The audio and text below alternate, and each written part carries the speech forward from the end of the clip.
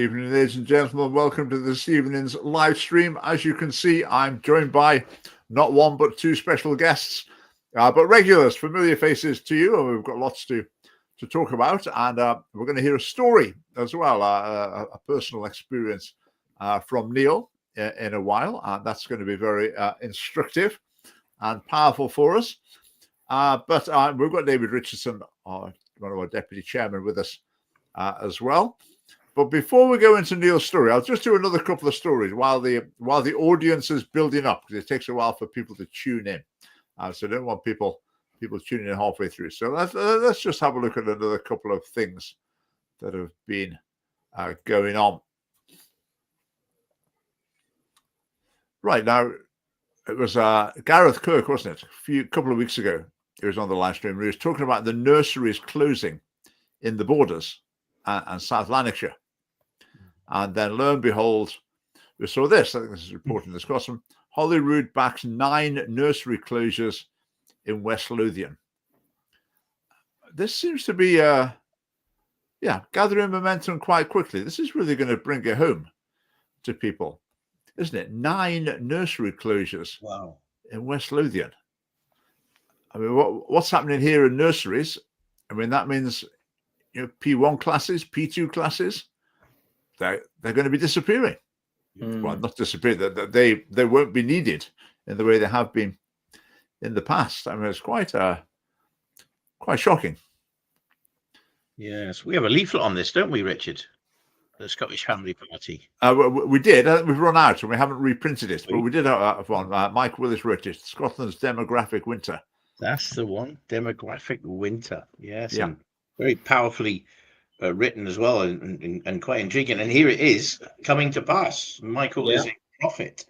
Yeah. And I saw another article with regards to some school closures in the London area. Right. This was school closures. Yeah. Again, depopulation being the issue. Yeah. So, but I guess when the nurseries and school closes, from the government's point of view, that just saves you money. Because Phil Holden was saying, was it last week, the children are expensive. Children cost the government money. So we lose children, the number of children goes down. Then for the government, that's a savings in the short term. The problem comes to when they get to age 25 and you want them to be earning some money and paying tax to keep the country going, then they just ain't going to be there. Yeah. So this is a really, grave issue. I mean, Reform can bang on all they like about stopping immigration, cutting immigration. Okay, fair enough. But then what are they going to do to sustain the population? So the really, I don't know if aggressive is the right word, drastic pro-family policies are needed to reverse that. And that's our business, very definitely. Yeah. Well, we have it in our name, don't we? The Scottish Family Party. Yeah, and a picture of a family group with a couple of kids. Yes. Because 2050, mark my words, if not even earlier, this country will fall off a cliff economically, because there just will not be the adults out there to sustain our economy as it is just now.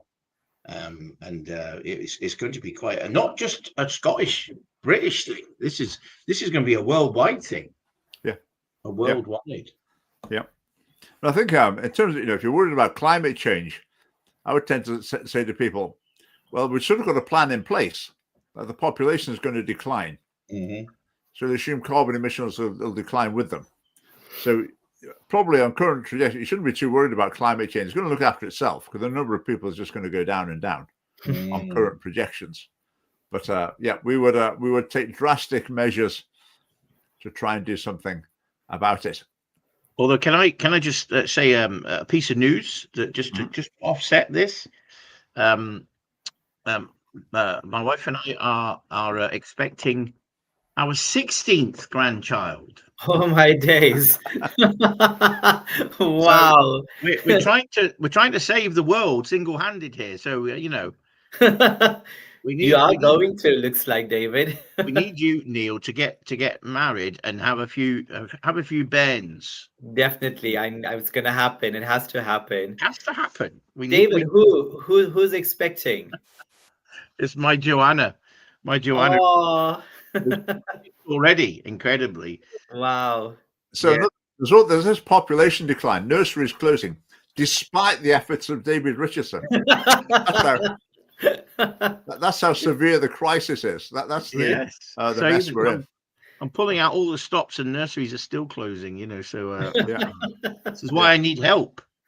Yeah. Not that I'm pointing any elbows, but come on, Right. Neil. So, yeah, it's interesting to see that, I say, because just a couple of weeks ago, Gareth Kirk was talking about this in the Borders. I can't remember the figure. It was a significant number of nurseries were closing, and same in West Lothian. And we imagine that situation is repeated across different councils Yeah, in Scotland.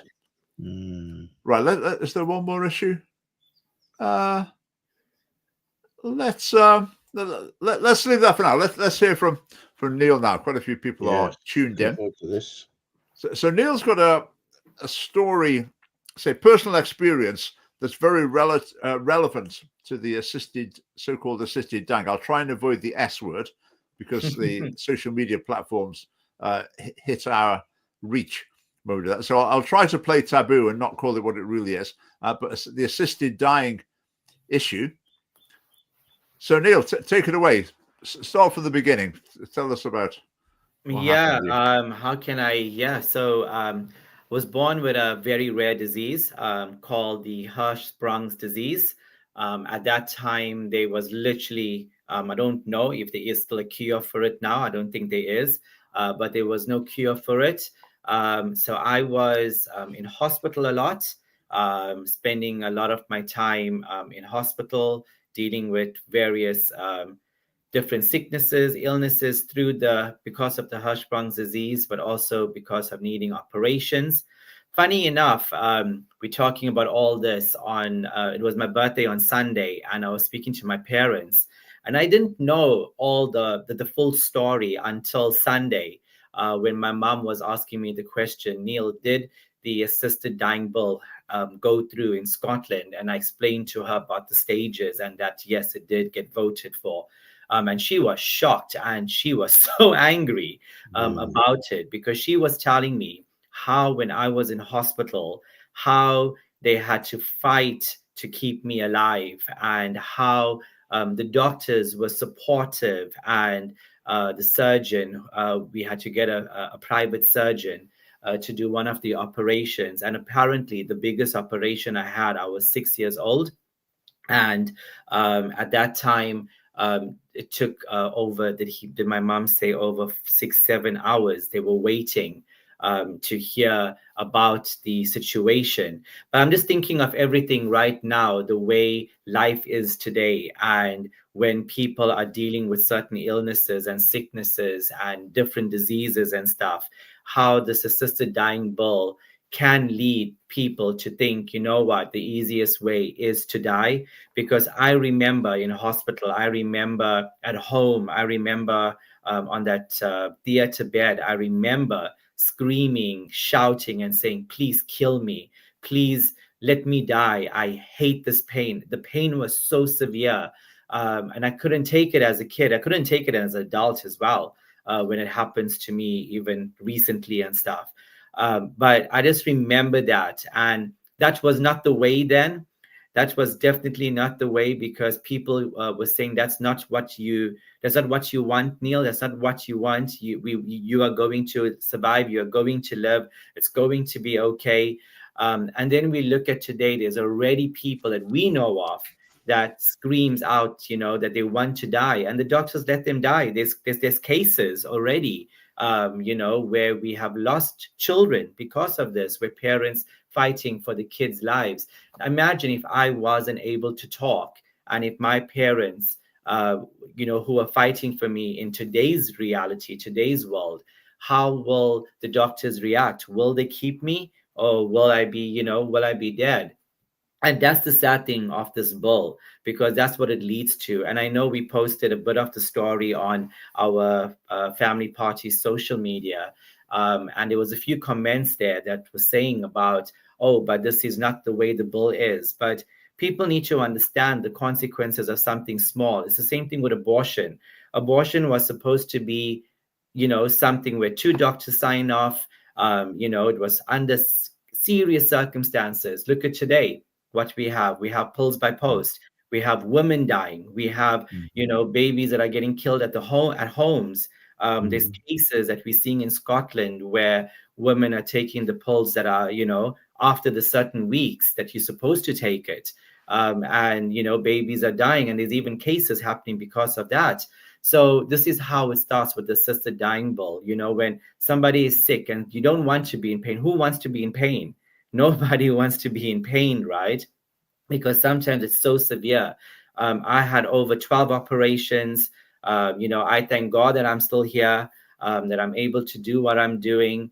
And there is times, not long ago that I would have didn't want to live. I remember when I really got sick a few years ago. Richard and Mari know about this. Not many people know about it. They were there. They're the ones who took me to the hospital, got, admitted to hospital for a whole week and stuff. I don't want to be in that pain. I would have rather died, but it's because that's what happens to you mentally. You don't know, you're not in the right mind sometimes.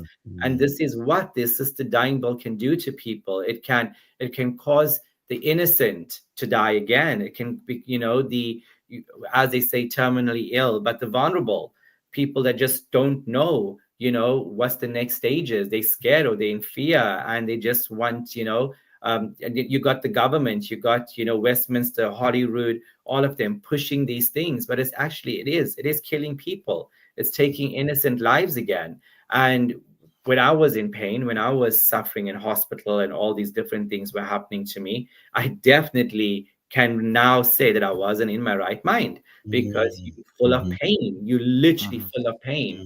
And the good thing about everything was that obviously, yes, there were times when you feel that way, but the amazing stories that I heard on Sunday, and it just reminded me of certain things that I also remembered, was that I had a family who stood by me. I had my grandma who fought to actually stay in the hospital. At that time, you don't have the government paying for medical help and stuff. So my dad literally had to go, and he was a building contractor. He had to go and build houses to get the money to be able to get the best treatment for me, and for my granny to also stay in the hospital with me, so that she can make sure that I stay alive. Because she always said to me, and I always remember this, you are God's child and you are going to do stuff for God, which I never understood until maybe like 15, 17 years later. Then I realized, okay, that's what God does.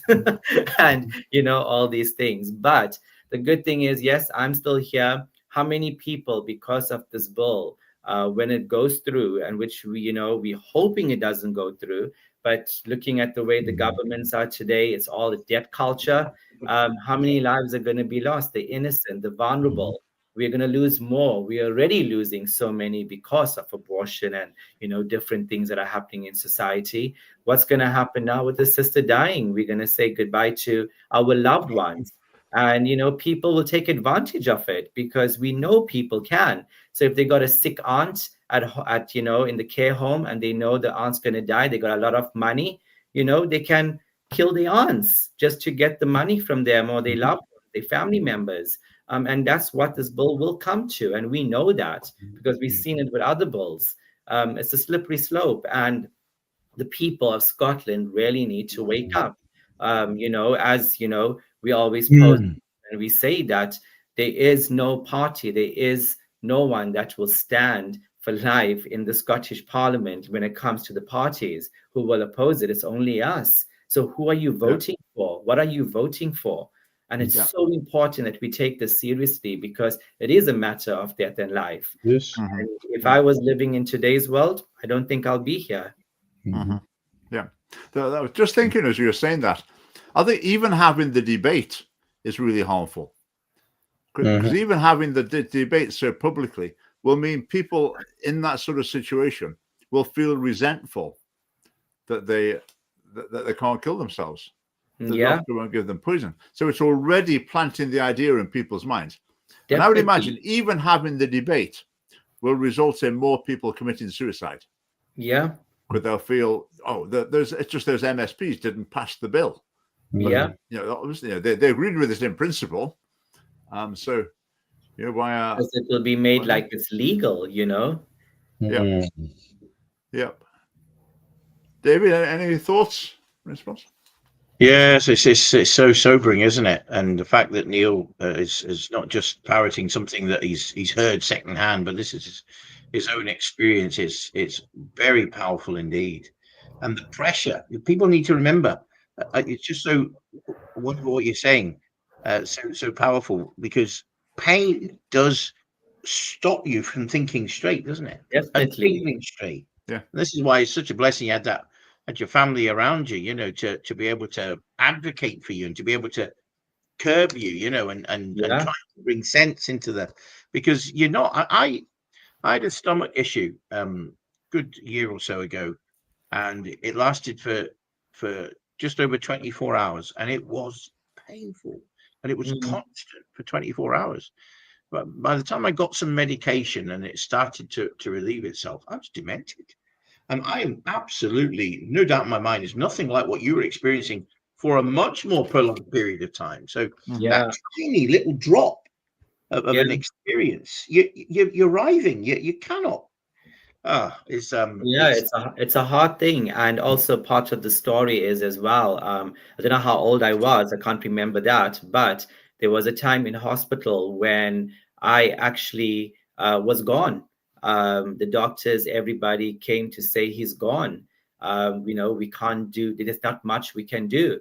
But my family actually said, no, my granny said, and my parents said, you need to bring him back. You have to bring him back. And they did everything, they put the pumps and all these things. And after, I think it was after 20 minutes, I came back. Today, they won't do that. They will not do that. They will just let them go. And we've seen it already happening, even without the bill being in place. We have already seen young kids, parents are losing their loved ones because the doctors do not continue the fight. They just want to give up and let it happen. And also, there are some good doctors out there that this will have consequences on them, because they'll be wondering, what are they doing? When they are forced to say something or to do something that they not, doesn't in line with their beliefs. So this also puts pressures on doctors. So it puts pressures on a lot of things, so when I think about it, imagine if it happened to me, like, let's say now it happens now and the bill goes through, and I'm gone, my life is gone. 20 minutes, they're not gonna try again.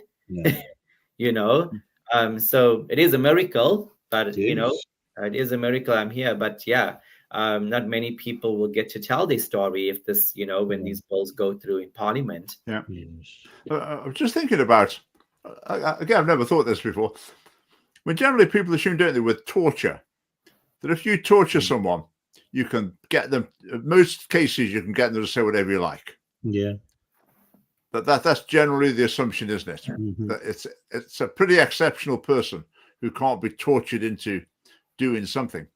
And that's a pretty parallel situation, isn't it? When someone's got really extreme pain and the only way out of it that they can see is death, then that is almost like it's a torture situation where that's the way out. And again, the normal understanding with torture is that it's very, very difficult to resist it in its most extreme forms. So true. And that's it was amazing to actually, it's been, I don't know how many years, that I actually never heard such in-depth stories like my mom was telling me on Sunday. And I was like, oh, wow. Like, they really fought. Like, how many, and I've seen families fighting for their kids in hospitals today. And I've seen what has happened. They've lost their kids. There's, Christian cases. There's, things are happening out there. That's reality.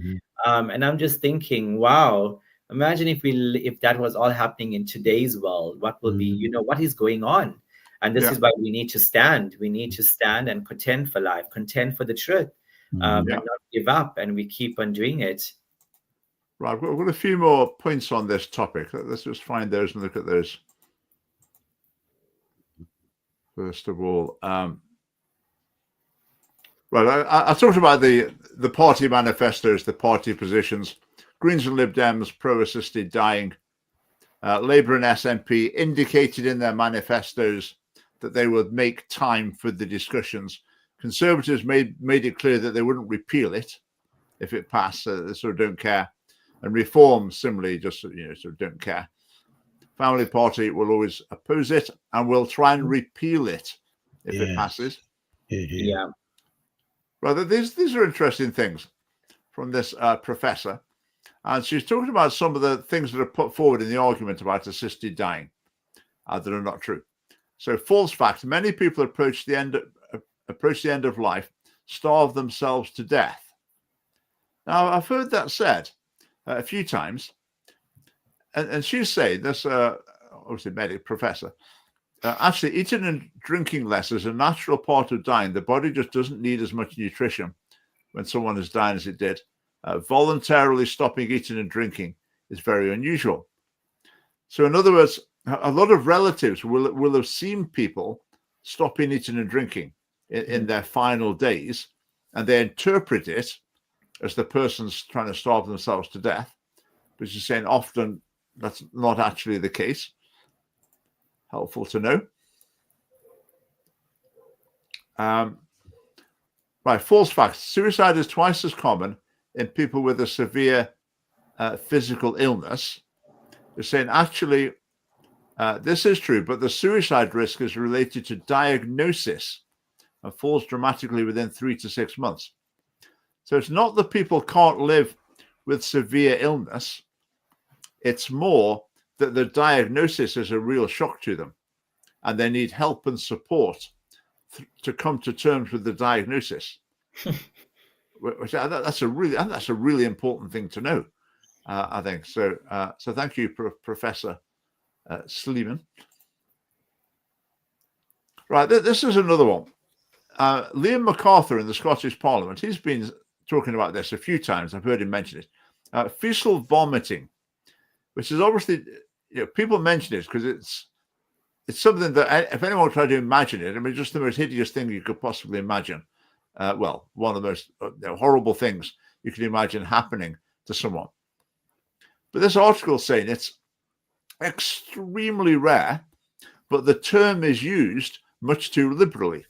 That a lot of doctors and nurses describe, sorry to have to talk about this, but describe someone vomiting. They describe it as fecal vomiting just because of the color of it or because it smells terrible, but it's not actually fecal vomiting.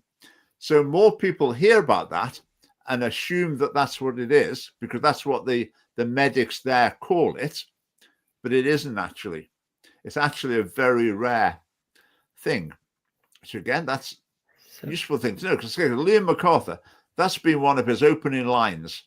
Well, not opening lines, but it's been one of the things he's brought up again and again and again to try and conjure in people's minds how awful things could be for themselves. And it's not entirely accurate. Yep, so they were the ones I wanted to pull out from there. With the two votes coming up, I think it's Westminster could be the 13th of June. Scottish Parliament will probably be after the summer, it seems. Yeah. There seems significant optimism in the campaigners against it. To be honest, I think that they were over-optimistic in their estimations of the first vote. So I'm expecting, sadly, it to pass at Westminster and in the Scottish Parliament, but we'll see. We shall see. If it doesn't pass, then if it's past the first stage and it doesn't pass the second stage, well, I think that just says, well, we just need a better bill. Someone needs to write a new one because we agree with it in principle. So we need to come up with a better one. And once someone comes up with a better one, we'll pass that one. So the battle's not over at all if these bills get defeated at these later stages. The door is very much open. The Parliament has said, we want a law for assisted dying. It's just this particular one isn't quite right. So it's the issues not going away. Yeah, it should be very interesting if it goes through. Again, if it does go through, hopefully that will encourage people or help people to wake up and think about what they're voting for? Hope so. Because people become so animated and engaged with the issue when it's in Parliament, but then it's election time, doesn't really enter their decision-making thing. I've got a slide about that, actually. Let me find this. That's the one. This is not statistically accurate, but it's a rough idea. So this is my estimated pie chart showing the amount of money spent trying to influence MSPs and MPs, that's in the pink, and the amount of time and effort and money spent on trying to get pro-life MSPs elected. That's the green section.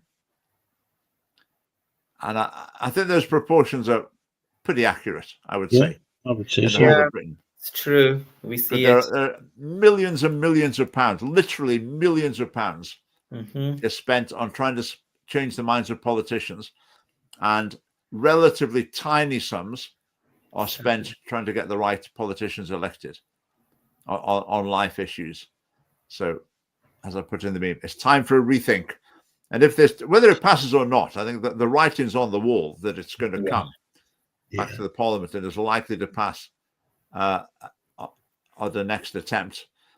But it's time for a rethink. Definitely.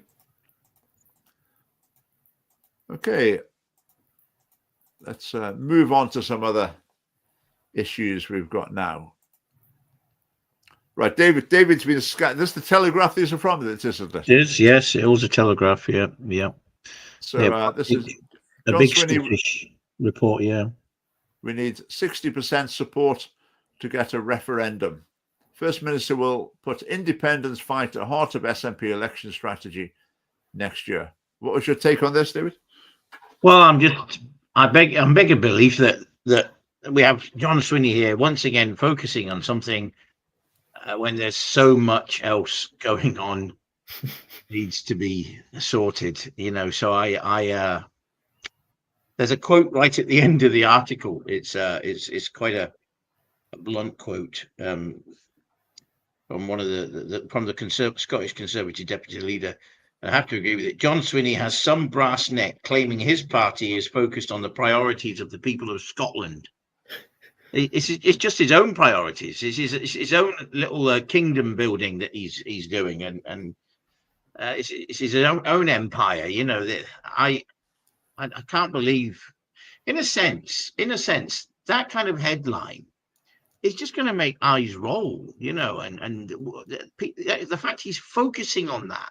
And this is something he's really aiming for, after the absolute drubbing that the SNP took during the general election, when Labour stamped all over them, But I know what's empowering his thinking is because of the awful start that the Labour government have had. That he suddenly thinks, oh no, we can refocus on this, and folks will get behind it. Well, dear me. I just find it quite distressing given everything that's going on. We have assisted suicide. We got, as Niel's just said, stakes are so high, lives are at stake. It's life and death that we have in people's hands here. With regards to the pro-life debate that we're constantly trying to bring in front of folk and show folk how important this is. Suddenly, he's focused on a referendum. He feels that's what he needs. That's interesting, because I think basically union, people are very much motivated by unionism. They say what you've just said.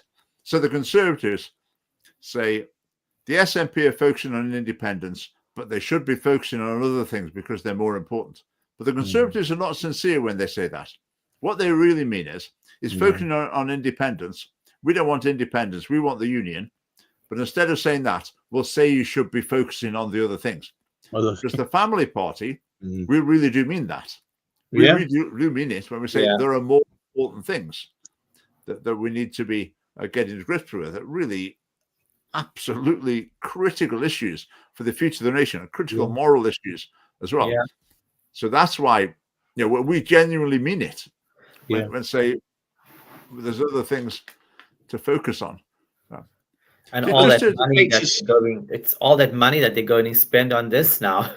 That's going to be crazy when, Yeah. you know, our streets are like literally suffering. We can see the people suffering on our streets. You know, we got the drug, the alcohol issue, I know. and, right. you know, all the, you know, everything. And they rather focus on this. It's so, so sad. Like, where Yeah. is Scotland going if this is what we're going to focus on? Yeah. I mean, when are we going to get the result of this police investigation and this £600,000 and a camper van, you know, parked Well, outside someone's house? And what's his name? Peter Murrell will appear in court at some point. yeah, I mean, He's facing charges, isn't he? So I assume yeah, it but will all be a this court is all case. mixed up with the whole Yeah. SNP independence thing, you see. So I can see this getting very embarrassing. They're pushing something that they've been using as a way to spend all sorts of crazy money, and they've got a lot of explaining to do. Yeah, and they're Well, just getting away with it. on. It's terrible, you know. They just get away with it. It's not They'll good. get away with this because of the delay. Yeah, So by the time Peter Murrell, let's imagine Peter Murrell is convicted of embezzlement, then by the time that happens, it won't really affect the SNP. He hasn't been involved in the SNP for ages. Nicola Sturgeon's long gone. So it is a way of the delay is a way of meaning the SNP just completely gets away with basically being run like, well, I don't know, just total lack of integrity. Yeah. But it doesn't seem to have, well, to some degree, it seems to affect SNP voters. But a lot of them it doesn't. I'll just give a quick recap on my case on the arguments for Scottish independence. I was involved in a debate about it before the independence referendum in 2014. Let me see if I can remember it. My case was basically there are 4 possible reasons for independence of a nation. There's 2 of them that are good and 2 of them that are bad.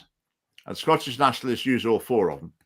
The 2 of them that are potentially good is that a substantial settled majority of the people want it. So that's sort of what Swinney's saying here. So if it is a substantial proportion, majority of the people consistently want it, then that's an argument for independence. But the thing is with the Scottish independence movement is they start from a position where it was only, say, 30%, and they've worked really hard to get it close to 50%. So if they get it over the line, I just think, apart from getting your own way, what have you achieved? There are more unhappy people.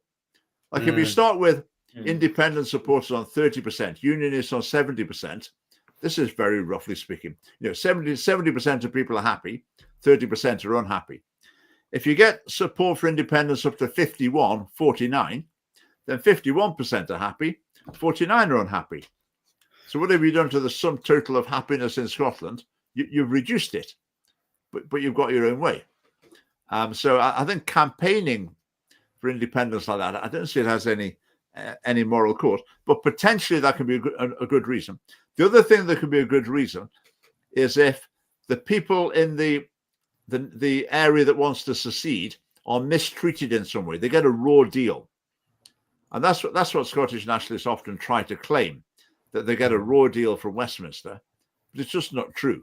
I mean, Scotland gets disproportionately high funding, it's fully democratic, send MPs to Westminster, etc. So, and then the 2 bad reasons, number 1 is we'd have more money. We've got the oil, and we want it. We don't want to share the oil revenue. We want to keep it for ourselves, so we want to be independent. I think that's just greedy. There's no sense in that. And the other one is we in Scotland have got better values, so we would run ourselves. We would be a better nation because we're better people. So we'd elect better governments. But I think even if that were true, even if it were true, then that benefit is shared by the whole of the United Kingdom. If Scotland, I mean, this is total fancy, if Scotland elects particularly wise and noble politicians, then they make a difference to the whole of the UK. So there's not a reason for independence. So that was my take on it then. And I think this consistent majority for independence doesn't exist. So, yeah, family party policy, there's a lot more important things to focus on. So, Yes. Here. Okay, right. I was quite surprised by this. Yes. Now, I the didn't Oxford know this Union came is their from. debating society, isn't it? So, right, David, what Yeah. was this all about? Yeah, Oxford Union, incredibly, have decided, or there's a bit of a mystery behind it because there's the requirement to fly the LGBT flag every Pride Month has mysteriously disappeared in the Oxford Union, and there's been this enormous outcry to try and get this rule reinstated, and I'm amazed because one of the arguments, and it's a good argument that someone's put forward as to why it shouldn't be reinstated, this rule that the LGBT flag has to be flown. It's mandatory every Pride Month, which of course is June. One of the arguments against that is, well, if we fly a Pride flag in June, we'll need to fly all sorts of other flags, because if it's good for you, then it's good for everyone else, So, but yeah, so it's been rejected by 7 votes to 4 in a secret ballot. It will not be reinstated. But it's the indignation it's caused. It's the disbelief. It's the horror. How dare you? This should be a law saying this has to happen. I think they're allowing. They're so kind. If a sovereign dies, then they're allowing that the flag can be lowered. And something else can be put in its place briefly. But only if a sovereign dies. My goodness me, the arrogance. But their noses are well out of joint. So someone has took a very brave step. So is this only for Pride Month, or is this all year round? Because we were in Oxford like a few weeks ago, and the flags were everywhere. Were they? Well, the Oxford Union is a particular building, isn't it? It's like their debating society. Right. So it's just their policy. Is it just the Union area, just that area, or will this be the whole of Oxford? They've probably got one building, I would assume. They're just on their building. Interesting, because when we used to do a Wilberforce Academy there, where you're training, young people in these areas on apologetics, life, family, marriage, all the LGBT stuff and everything else. And they literally used to come and put pride flags all around us in our on our rooms that we used for the lecture rooms, the halls and everything. So I wonder if this will make a change now, because we literally got kicked out from Oxford for speaking on the truth that marriage is between a man and a woman. Yeah. I think it's interesting that it says the response of some people, if they say, at least we know LGBTQ people are not welcome at the Oxford Union anymore. I mean, they don't really believe that. No one actually believes that. It's just that's the best line they can think of to put forward in the argument. Is the toys just getting lobbed out the pram because just tiny little thing has just not gone their way. So it's time for a tantrum, So let's get going. Now, another thing this reminds me of is the Reform councils. Is it 10 councils now run by Reform? Yeah, and they've all said they're not going to fly the LGBT pride flag at all from their council buildings, which I think, okay, good. But I also think, okay, you're rejecting that ideology.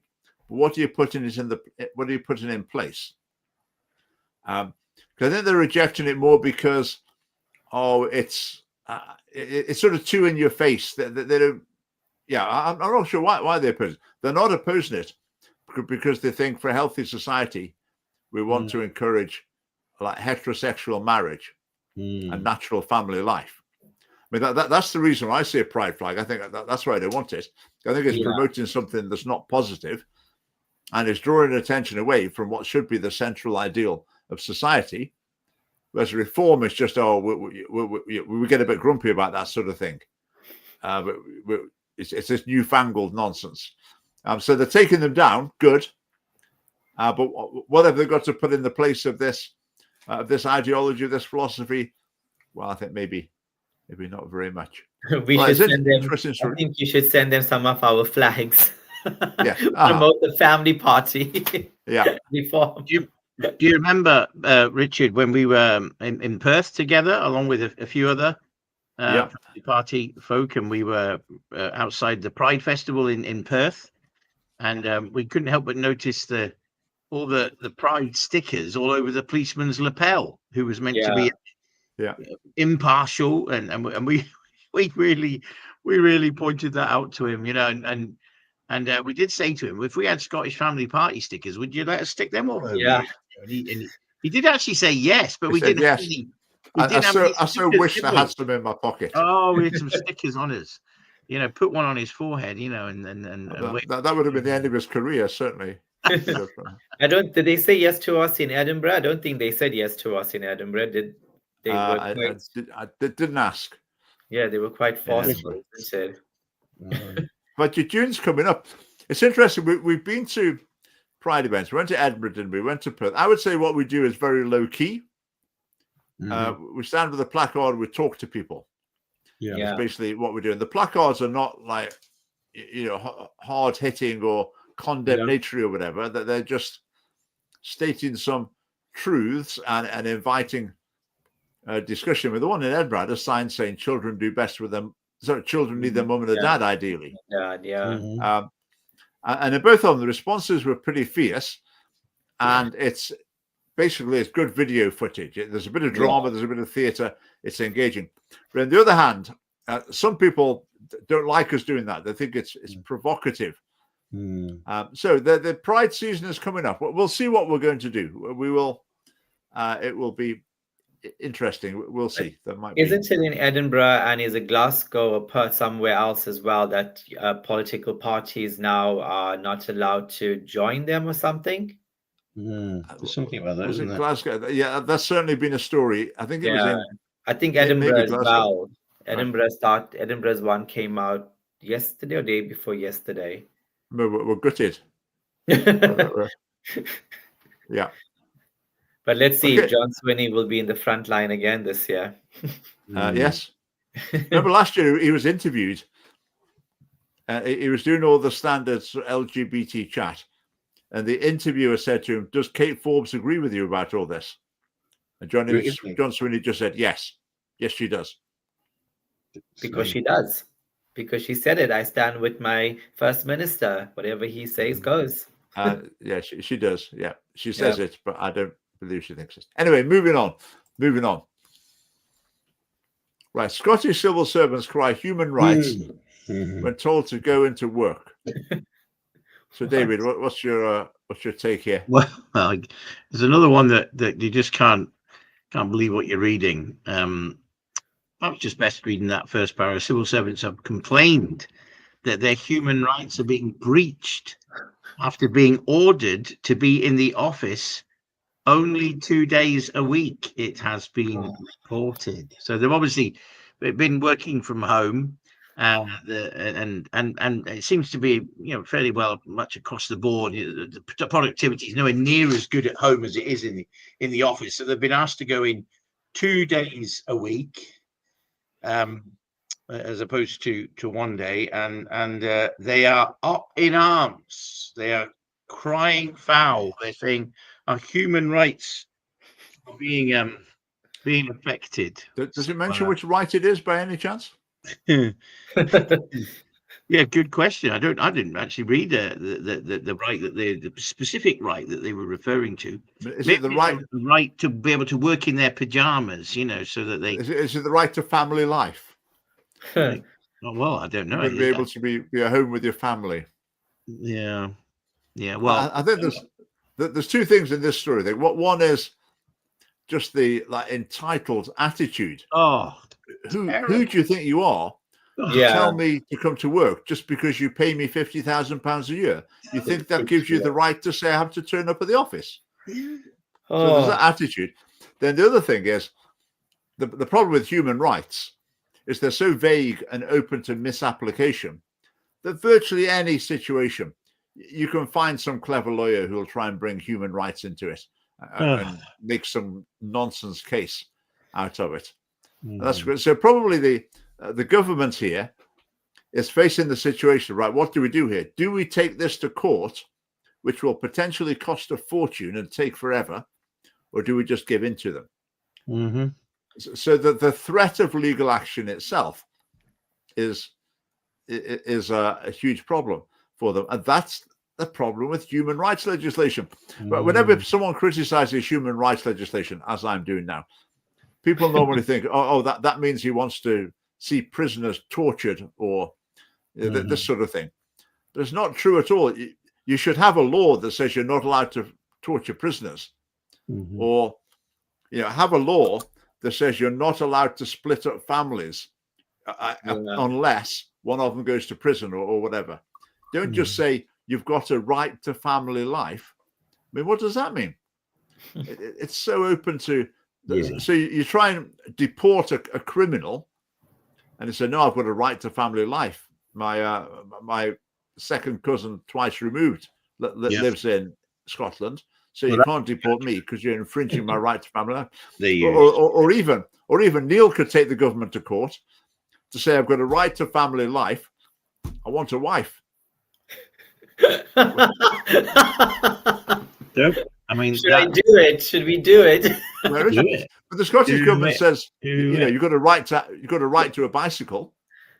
So if you've got a right to family life, I mean, it is crazy. People, human rights, and just also laziness. It's just laziness. People are getting too used of this working from home, and it's ruining community. It's ruining communication, and we see it's ruined. And then we got our buildings are empty, and then what happens to them? We just lose them. It's really bad that this is even happening. Well, it does go on to mention that in the article. It mentions that the buildings that they use, because so many folks are not working from the office but at home, they're only 30-40% filled. So of course you can imagine the taxpayers having to pay for these buildings. That's it. Pay for them to be heated, pay for them to the rates and everything else that goes along with it, all the expenditure, the overheads, and it's barely being used, and yeah, it's the entitlement. That's the word that Richard used there, that you just can't believe, given that the very civil servants we're referring to here are being paid by taxpayers' money. That's it. Yeah. Folks who are working and putting in a solid week, That's it. The ones that are working are suffering. If an organization finds working from home works okay, then fine, whatever. But just the idea that people think they've got a valid complaint because they want to go to work. Anyway, right, that's an interesting one. Let's see what else we've got. Right, I think this is. I probably missed a broken record a little bit on this issue, but it just keeps coming up in the media, in that so many people seem to think, oh yes, this transgender nonsense, we fixed all that. The Supreme Court fixed it. The caste review, that knocked all that on the heads. Don't worry, that's all over. Even Keir Starmer knows what a woman is now. He's had to back down. It's all fixed. Oh no, it isn't. No, it isn't. I mean, gender ideology is still dictating NHS policy. Well, of course it is. The caste review itself was written on the assumption that there is such a thing as a transgender person and a transgender child. It's just a matter of working out what's the best way to treat them and help them. Yeah, it's not based on the philosophical question of, is there such a thing as a transgender? Is it even helpful to have the concept of a transgender person? So inevitably, we're getting articles like this coming through. This is from NHS in England, but it's illustrative. So gender construction kit. This is still being used in England. So it's advice on how to change your names, pronouns, titles, ID documents, NHS records, visibility, clothes, voice, menstruation, head hair, body hair, facial hair, muscles, upper body, lower body, eyes, face, fragrance, hands, fertility, and then there's libido and mood. So advice on how to try to change sex or gender in all those areas still being dispensed by the NHS. My wife might be interested in the fragrance button for me now. So I don't know if that's maybe not quite what they're intending for. No. And the other thing again is, people generally have the idea, Conservatives, Reform and Alba, they're against all this sort of stuff. But they're not. They're not. They won't repeal the Gender Recognition Act. And so as long as that's in place, all this carries on. Yeah. I think what we're in the stage of now is the transgender movement, if you like. It's taken a few knocks, but now it's just coming out of its shell a little bit and reasserting itself. But it's not going anywhere soon, I don't think. No. I mean, this is just another example of a ridiculous headline. This is from the Daily Express, Scottish Daily Express, I think. Humiliated SNP government finally admits in law people are either male or female. Well, no one's ever disputed that. Finally. There's no non-binary legal classification. There's male and female, but there's a law that says you can change between one and the other. Mm-hmm. So again, the headline makes it sound like, oh yes, the SNP have backed down now, all transgender ideology is all over. They've admitted that you're either a male or female. Yeah, they've admitted you're either male or female, but they still think you can change between the two. Yeah. I mean, it's really, I don't know. I mean, is that the Daily Express reporting what they wish was true? Or do they just not quite get it? I don't know. I think they're trying to push the SNP government in that direction. It's not because the SNP government have arrived at that. Far from it. In fact, you can almost say they're pulling in that opposite direction, but they're trying to be presumptuous here and kind of almost guilt trip them into this, because the Supreme Court, obviously, it just clarified the law. It didn't state a new law. The Supreme Court judgment was very narrow. It was just about how to interpret the Equality Act. Yeah. That's all it was about. And yet it got reported. I think you see that a lot in newspapers. I think often newspapers, they report what they hope is going to happen. Yes, that's it. Yeah. You see it with the assisted suicide, like the Telegraph, I think, is basically against it. They're doing reports. Oh, the bill in Holyrood probably won't make it. The bill in Westminster probably won't make it. And I'm not saying they're like making it up out of nothing, but I think that they're predicting what they're hoping to happen. Yeah. Although I was very happy to see that the loos now in Holyrood are the transgender debate seems to have stopped them being used. The men's loos being sorry, the ladies' use being used by transgender. Officially. That was interesting, because in Westminster they didn't do that. So people are fighting against it. Yeah. But did you see that because of them in Holyrood making the definition that a woman's toilet and a man's toilet, I'm not sure if you saw, but there was the transgender lobby went outside Holyrood standing against the Supreme Court judgment and what the Scottish government did regarding the toilets, and they literally stood outside naked, showing their surgeries and everything, whole group of them. It's been all over. I saw it all over social media and the news today, and I was just like, I can't believe that they were literally there doing that naked. But again, it reveals the character and the principles and the worldview of these people. And they had blood on, they had this image of blood on their arms. So you know what that was. J.K. Rowling said something about it, but I can't say it on our live stream. But it was just, it was just gruesome. It was horrible to see those images. Yeah. I was just going to say one more thing. With the Parliament, we'll really know the transgender ideology is defeated in the Parliament when they actually start serving gingerbread men and gingerbread women in the cafe. Remember, they had gingerbread persons. Yes. We shall go and test it out. That's the canary in the coal mine. We'll take David for Christmas, Richard. We'll take him there. Because he loves Christmas. Right. One last thing. Time is marching on. Really? Wow. But let's just have a right. John just puts it up. Pope Leo has the family front and center. He says marriage is between one and an SFP promoting Pope. Yes, I heard that.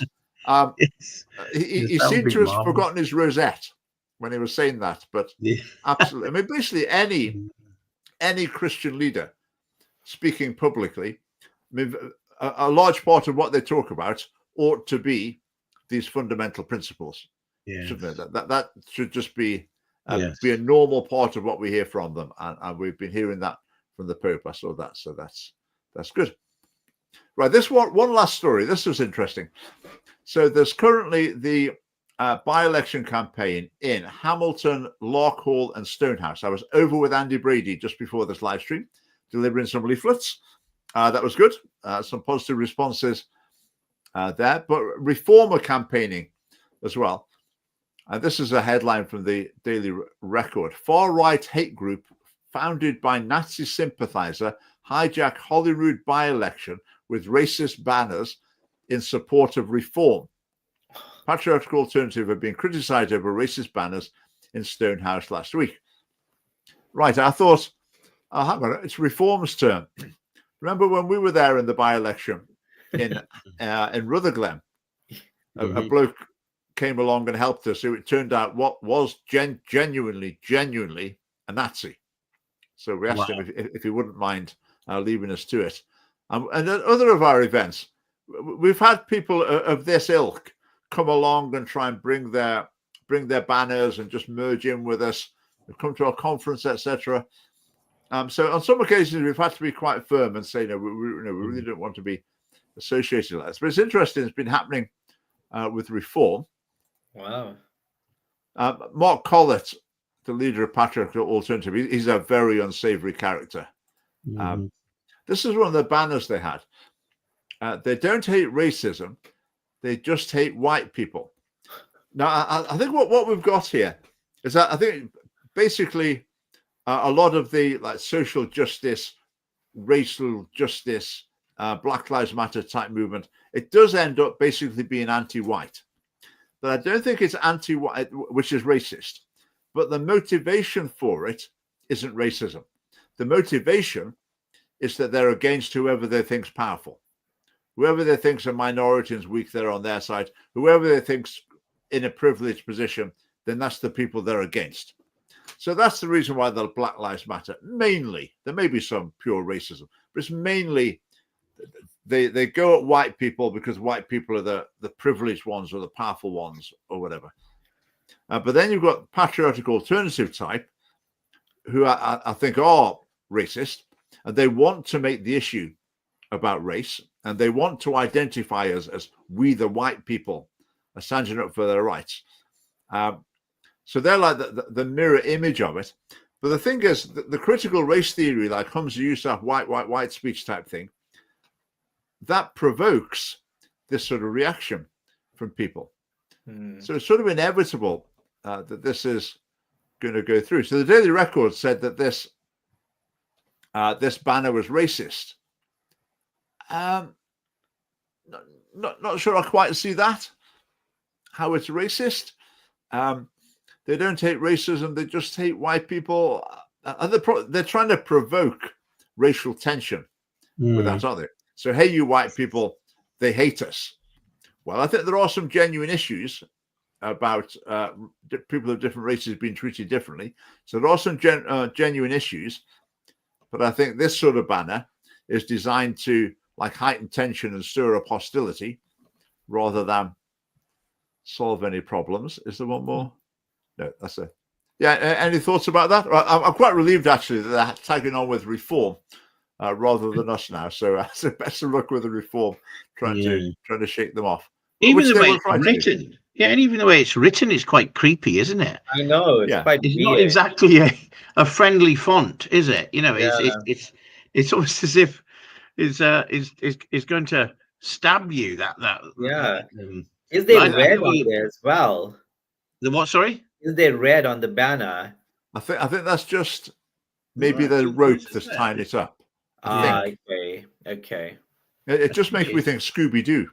Scooby-Doo. It makes you think. Yeah, be wary that this is someone who's maybe not altogether Yeah. Which may often be the case. I think sometimes the really extreme wacky things that the media pick up on, if you meet the people behind them, often you soon realize, you know, that basically they're mentally ill. So who knows what the case is here? And so slightly, maybe amused, not the right word, but it was interesting to see Reform having to face the same issue that we have from time to time. Right. I think we'll I've got a couple more issues, but we'll save those for another week.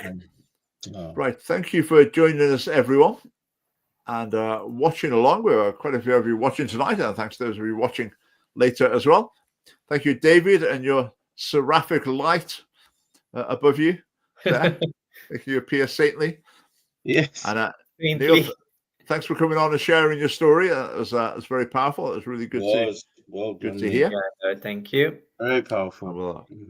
Events. Hang on, before we go, one last thing I need to mention. Where have they gone? Oh, there they've gone. Past them. There they are.